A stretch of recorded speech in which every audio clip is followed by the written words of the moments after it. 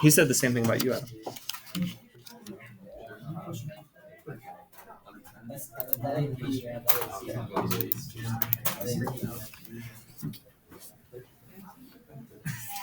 All right, we'll do this problem. We'll go over any homework questions you have from last night. Do a couple more trapezoidal problems.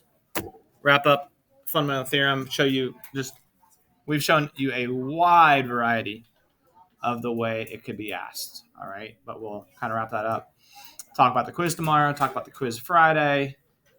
We'll be good to go. I'm excited where this week's heading. Okay, I'm really excited. Stay tuned. Exciting announcement for Friday. Here we go. How many of you tried method 1 on this?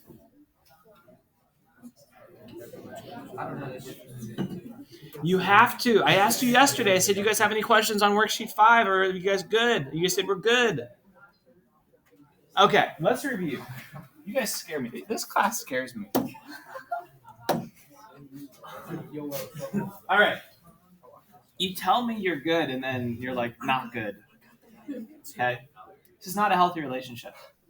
We're going to be open and honest with each other. Share our feelings, our thoughts, our opinions, our hopes and desires. Okay? My hope and desire is that you guys understand this problem by the time I'm done. In case you zoned out for all of last week,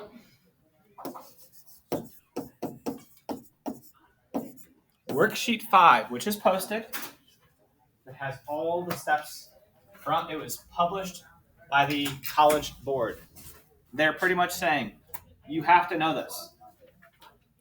They refreshed our memory, and they called these methods 1 and 2. Method 1, first of all, I guess I'm kind of getting ahead of the game here. This is A of t. We're asked about V of t, aren't we? We're asked about the velocity. Do we all agree we need to use an antiderivative? Yes? Method 1.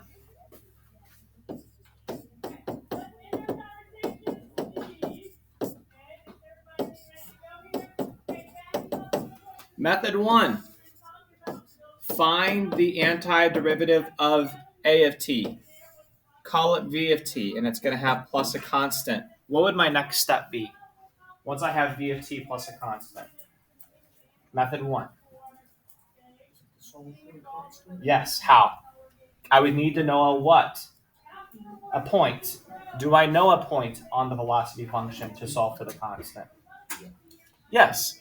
When t is 0, the velocity is 5. Write that as a point. Here's a point on velocity. When t is 0, velocity is 5. Yes?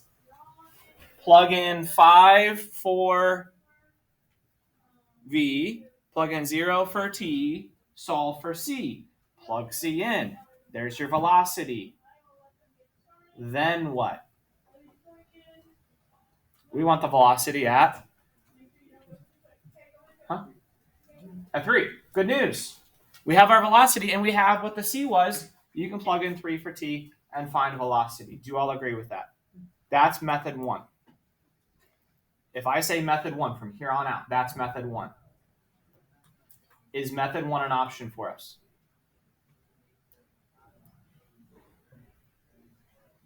Guys, you have to snap out of this. Okay? I'm not going to be that guy that yells at you. But some of you need a wake-up call right now. Okay? You're seniors in high school. Don't just sit there and hope something's going to magically happen to get you to understand this. This is the fundamental theorem of calculus. It's not going away. Okay? Do you know the antiderivative of that function? No. Good news. You have a calculator. Okay? So take out your calculators.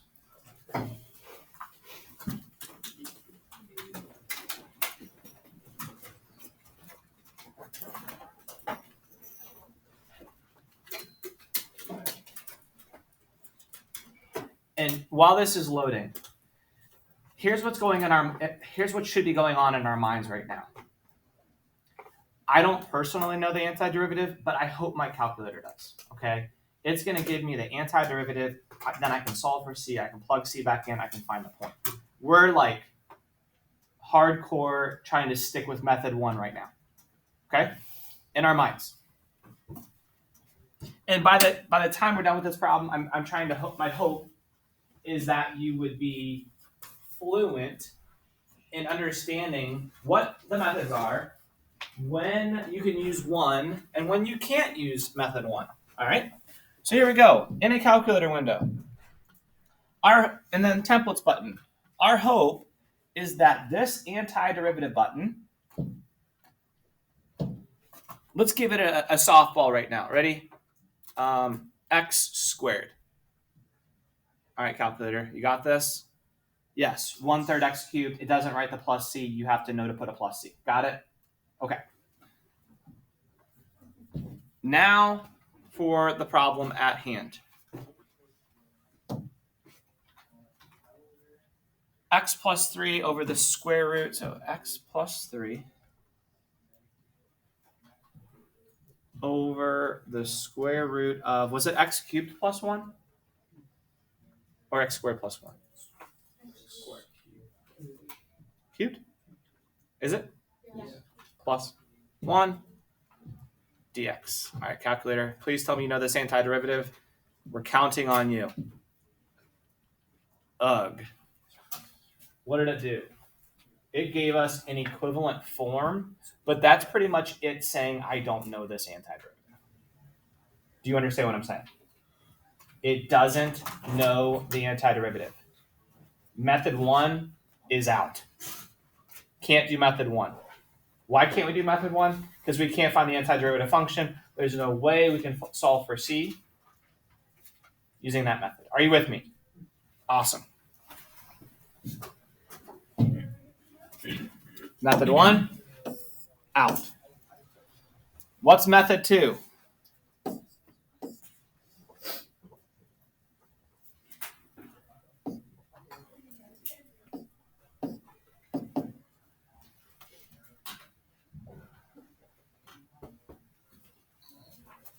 I'm not bailing you out. You got to tell me. What's method 2? And if you don't know, look in your notes. Tom. Isn't the antiderivative of 3 times the antiderivative of 0 have to be used like big F of 3 times big F of 0? Yes, and let's apply it specifically to this problem. And I hear you saying big F.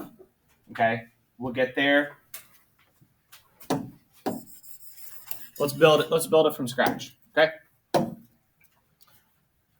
Let's drop the big F because we have a different name for this function. Okay.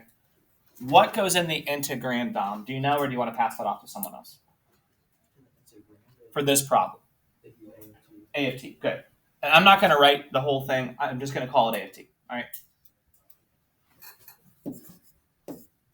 Because what did I try in the calculator? I tried to find the antiderivative of A of t, knowing that would give me B of t. We good? What are my bounds? This was method 2. We called it the dirty rule. Then we spent a whole day and a half talking about how to manipulate the bounds to get it to give us the answer we want. What are the bounds? Does the lower bound, can it be any number? No. What does it have to be for this problem? 0. What's the upper bound? Not yet. X. Okay. I'm not disagreeing with you. I'm not disagreeing. So if you said 3, I'm not disagreeing with you. I'm just saying in general, if we're trying to get a function,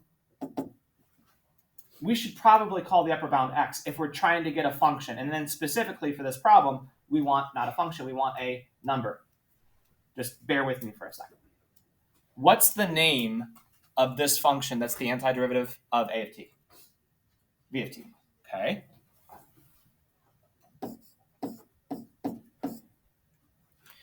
Is that correct right now? Is that the correct V of t function, or does it need adjusted? 1, I know that antiderivative of A of t is V of t. That checks the first box. But what's the second checkbox that has to work? V of 0 should be 5. What's V of 0 right now? V of 0, oh, and this is a little sloppy. Should be V of x. V of x. Right now, v of 0 is the integral from 0 to 0. Uh-oh. That's 0. I want it to be 5. Remember doing this? Method 2.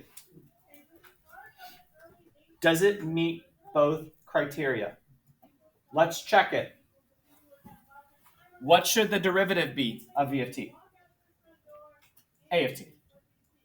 What's the derivative of the left side? V prime, which is a of t, yes? A of x.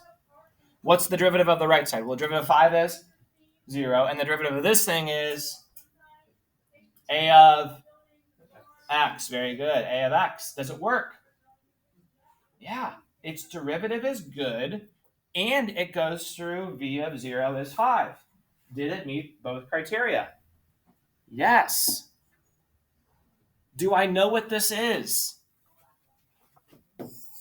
Do I know what this is? No, I don't. But whatever it is, if I plug in 3, it's going to give me the right number. That's all I care about. Let's try it.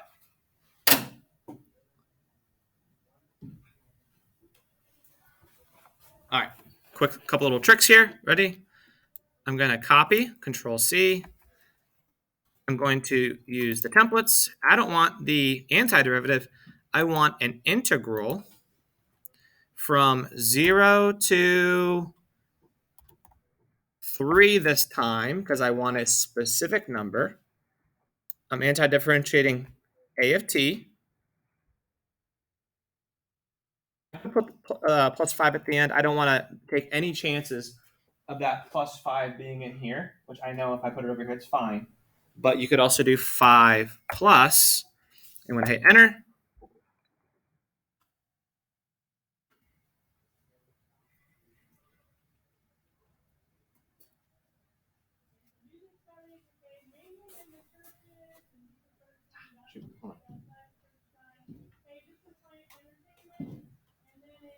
all right, we're going to have to go another route.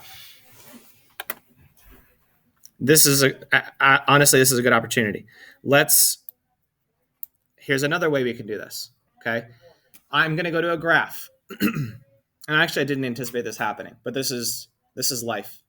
If you run into another roadblock, have another option to solve the problem. Okay. I'm going to graph a of t. Use the menu analyze graph integral function to find the area from 0 to 3. Are you with me so far? Area 0 to 3. What's that going to mean?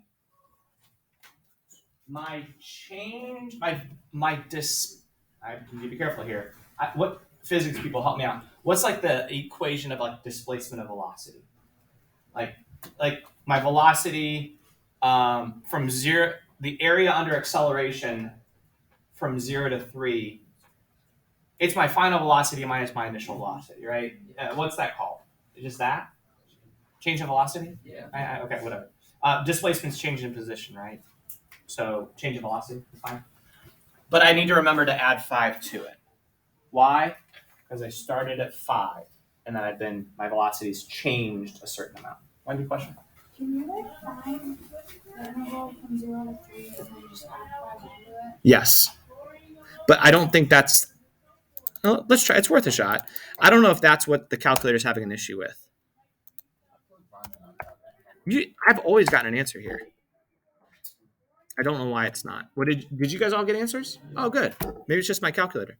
What'd you get? I did Control Enter and it still didn't give me. Good. I'm glad it's giving you the answer. I don't know why mine's not.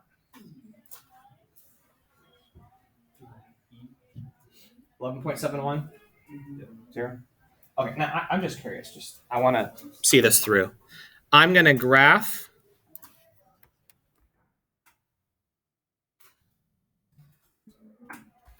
that function, menu, analyze graph, integral, 0, 3, awesome. 6.71. 6.71. plus 5, right?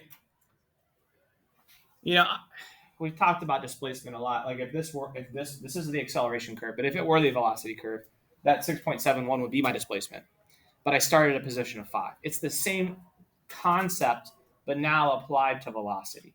Okay, my starting velocity was 5, and then my change in velocity is 6.71. Add them together, you get your answer. That's method 2. And what was my word of warning as we were learning it? You're gonna see one of these on the AP test where you can't use method 1, and you're gonna have to know method 2. Please be honest. Do you guys understand it, or at least chipping away at it more than you were before? Okay. All right. So that is 11.71. Now, for the sake of this problem, I would have agreed with most of you. I probably would have put a 3 there. Okay. But I've also seen problems where they'll ask for V of 5, V of 10. Okay. And you have to be able to have a function there that can accept different inputs as well. All right. Enough of that. Homework from last night. What was the first group of problems? It wasn't that much. It was like 4 problems, right? 5 through 7. So the only even was number 6. Number 6, the answer was, well, there's 3 parts. Did you understand part A? Use the concavity of the function to predict whether the approximation is an overestimate or underestimate. Did you understand what that meant?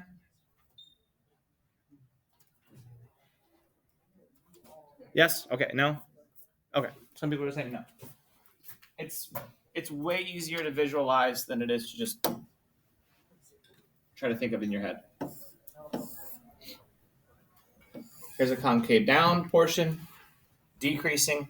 Here's a concave down function, increasing. Do we agree we've covered both concave down scenarios? The function could be decreasing concave down or increasing concave down. Okay. Next scenario. Concave up and decreasing, concave up and increasing. All right. You don't need to get crazy with this. One trapezoid is enough. Ready? Trapezoid. Is that trapezoid an under or over approximation of the true area under that function? It's an under approximation. Okay, next one. How about this one? Also an under approximation. All right, down to these.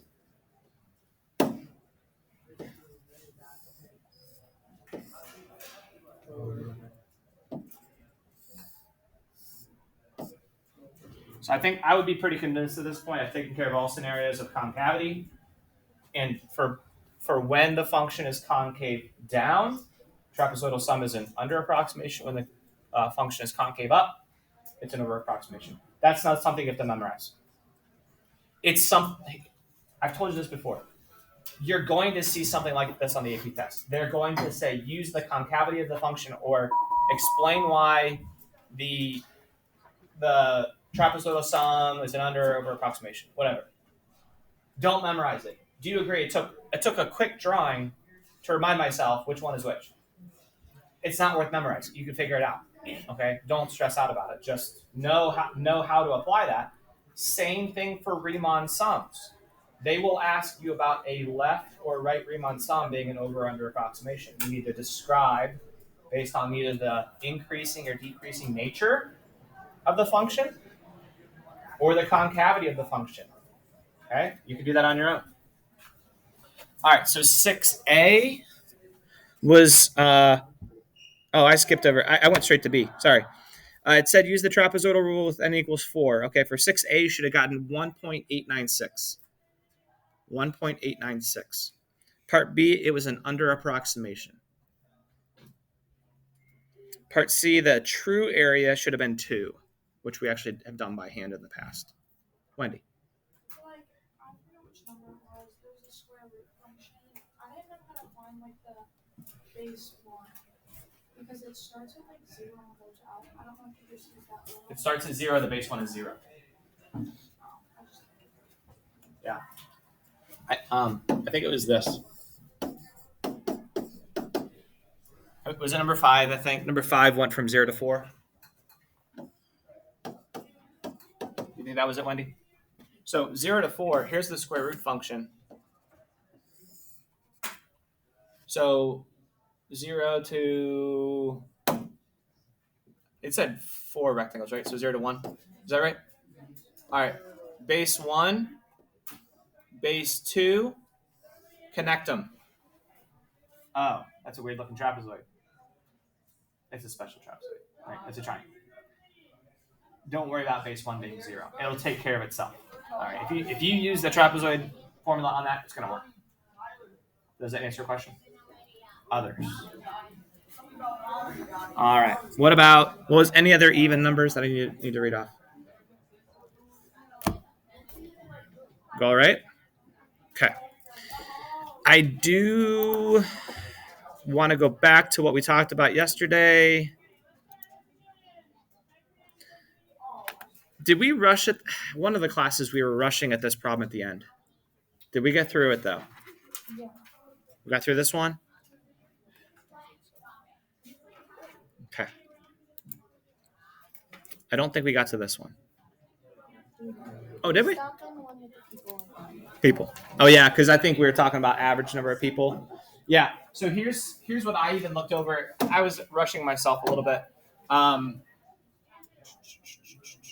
Estimate the average number of people. Do you remember what I told you back when we learned the average value of a function? I said they're going to tell you find the average number of mosquitoes, the average number of people, the average velocity of the function, right?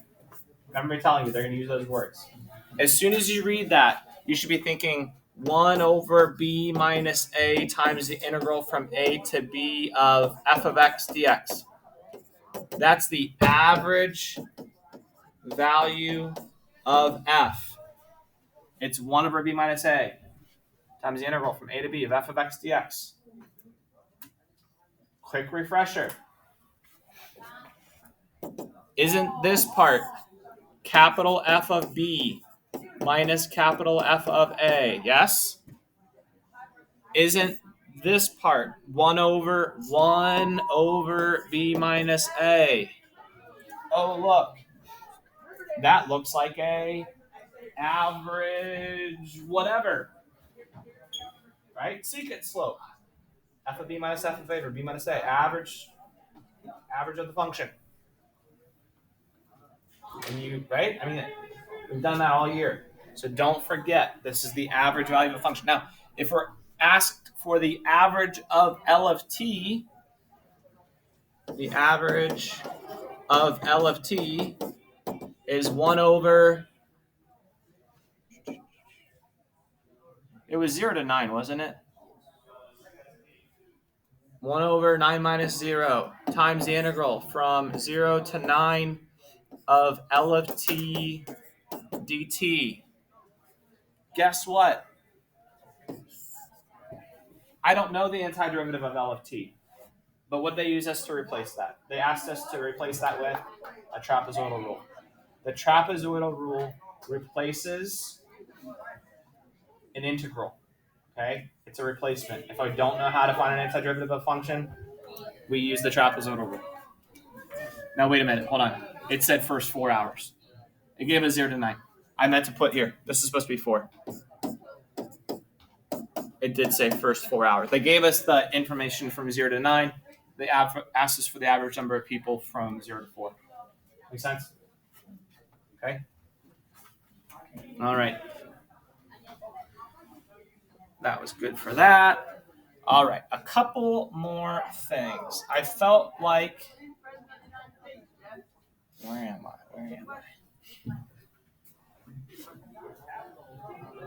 I felt like we could probably use another one of these. We opened up class with number 57 in the book yesterday.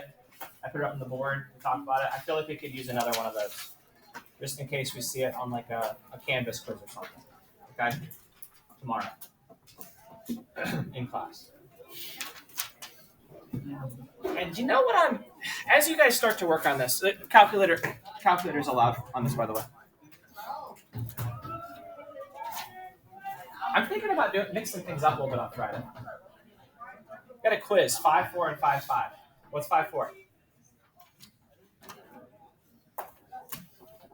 Oh, good. Fundamental theorem of calculus, parts 1 and 2. Yeah. Oh, yeah. Average value of a function, total distance traveled. 5-5 was just trapezoidal. I'm thinking about mixing things up a little bit and doing a group quiz. Ooh. Yeah. How do we feel about this? How was the groups? Huh? When do we pick a group? They would work well, and they'd work hard. Okay. Huh? 3. Picked or We need to pick. randomly selected? What I've done in my honors geometry class, we've done a couple group quizzes this year. I'll usually like balance it with all ability, not all ability levels, all like, I don't know, try to mix it up. How do you say that politely? Or would you want it random? I don't think you want it randomized. How many of you guys would rather pick your own groups? Yeah, I don't know if that would work out well. I think feelings would get hurt. No, I want you guys to be able to work with anyone. It's going to be a little bit, yeah, there's going to be a couple problems. It's not going to be nearly as long as usual just because it takes longer to work together. And there's going to be some like released AP type questions where it's a little more challenging. You have to work together to talk it out and figure it out.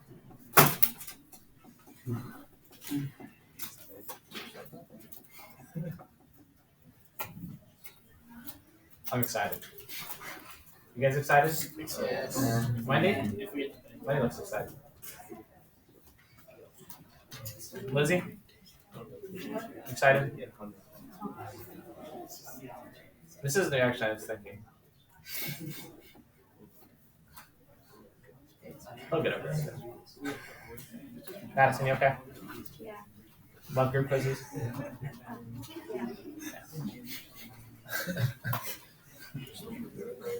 And here, this is my thinking behind it. These types of questions, I see students get stuck on them a lot, and I think some of the best conversations in learning can happen when you are in a quiz situation and you have to talk it out. Because let's be honest, I put a bell work problem up on the board to start class. What do? You wait as long as possible to get anything out, and you don't do it. Like some people do amazing. They're working on it from the get-go. Others wait as long as possible to start it, and then don't do as much as they should. So this puts a little pressure on you to talk it out, work it out.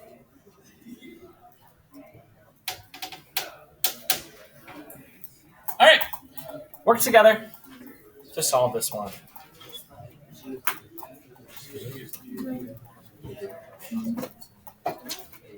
That's cool. We can't see that here. What are the bounds on the? This is 0 to x.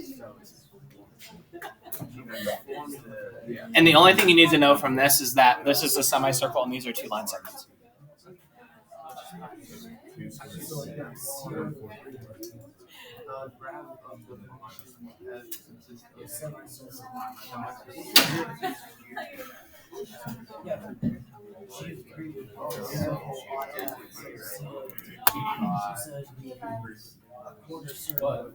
So is the area.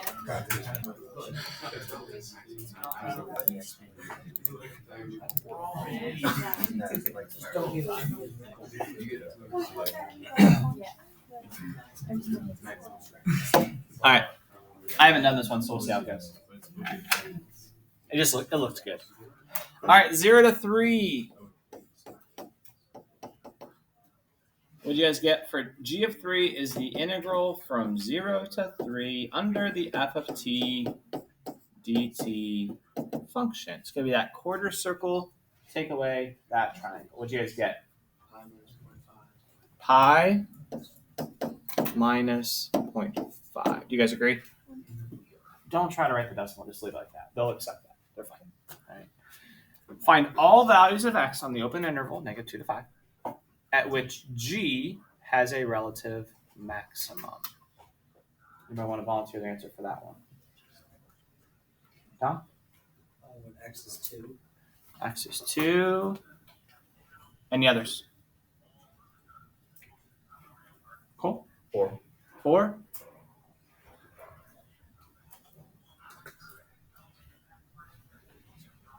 Cool. -2.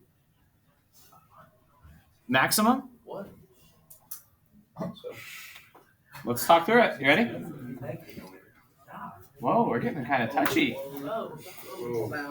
Hey. Here we go. Ready? I'm at -2 because I'm at a time t. Whatever, I don't know what, or x value, I guess, -2. Because f is increasing, the g function is the area function, right? What's g doing? Is g going up or down? G's going up. The area function is increasing. I'm taking on positive area. If I start at -2.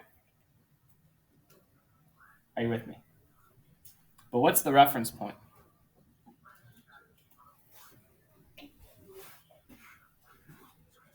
Let's break this down. Just a quick little exercise. G of -2. Who can write me an integral?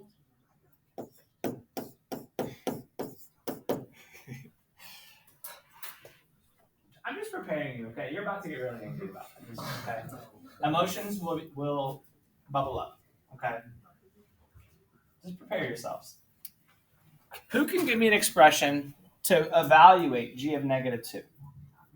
G of -2 is the integral from, well, they defined it as the integral from 0 to -2. Okay, 0 to -2. So then I look at the integral, and by the way, I'm pulling out -2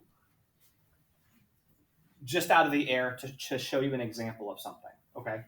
Just trust me on this.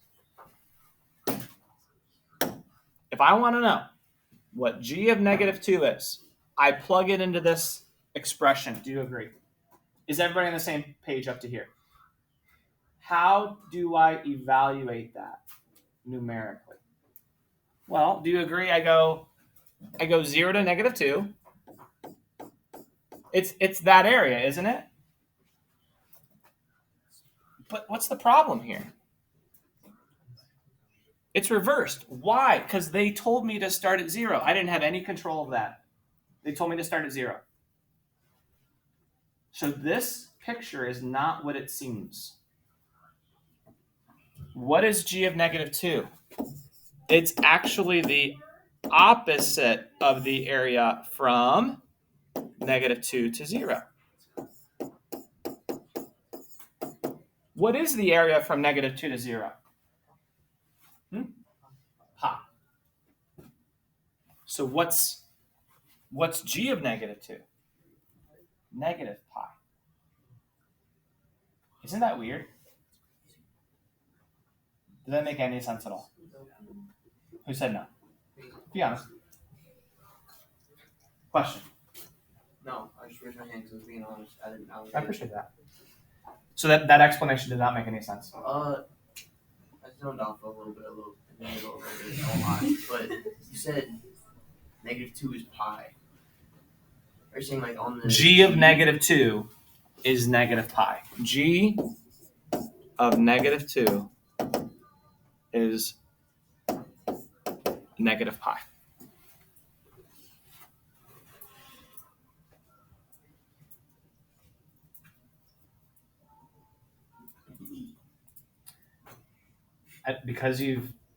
Because the crowd demands it, I will walk in front of the room again. Okay. Thank you. I appreciate that. Okay.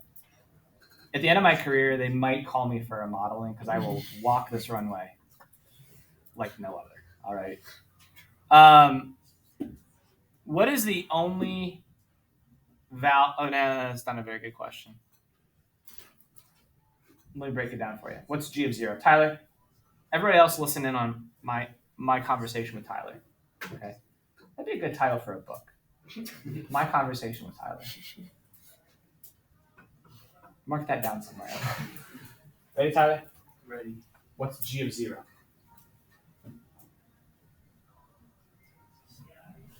Zero. Very good. G of 0 is the integral from 0 to 0. So at 0, the g function has an output of 0. Guys, I need you all to listen to me real quick. Okay?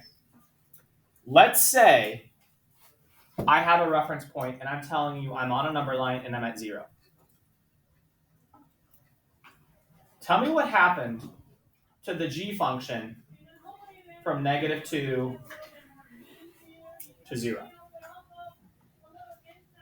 From -2 to 0, the g function just gained how many units? It just gained pi units. And after it gained pi units, where is it at 0? G of 0 is 0. It just gained pi units. So where was it 2 seconds ago? It must have been a negative pi. Because if it gained pi units and now it's at 0,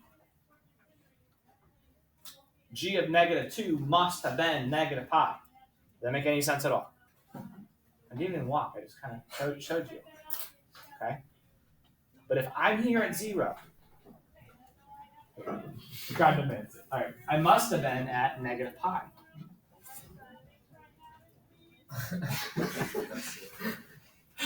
Oh, that's hard. This is hard to explain. It's hard to explain, but did that make any sense? Why is it different? Well, I'll tell you what. When you look at a problem, you really hope. What do you really hope? That they make this lower bound the farthest left x value possible. We hope that's the case.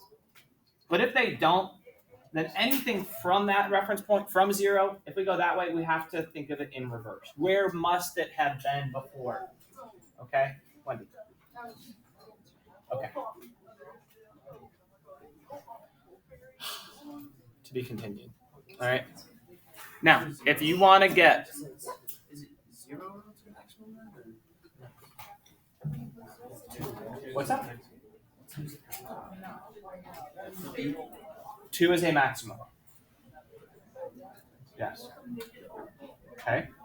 Now, what was g of -2? Negative pi, and then what did it do? Yes. Well, How is it? it's going well.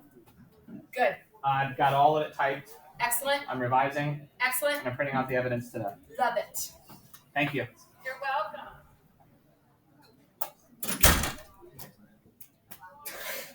I told you about the paper I have to type, right? I told you guys yesterday. 6 pages. Yeah. Knocked it out. I even had. I won't turn it into Turnitin.com. All right. Your homework for tonight is to do. This kind of is weird. Ready? 1, 2, 2B, 3, and 4. So 1 through 4 on the review. I believe the review is. It's already linked. Here it is. It's actually linked for tomorrow.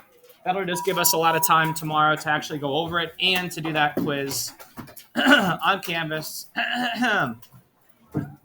which is similar to problems we've done today. I'm gonna say 25.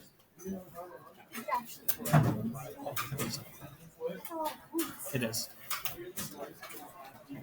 I may make it less.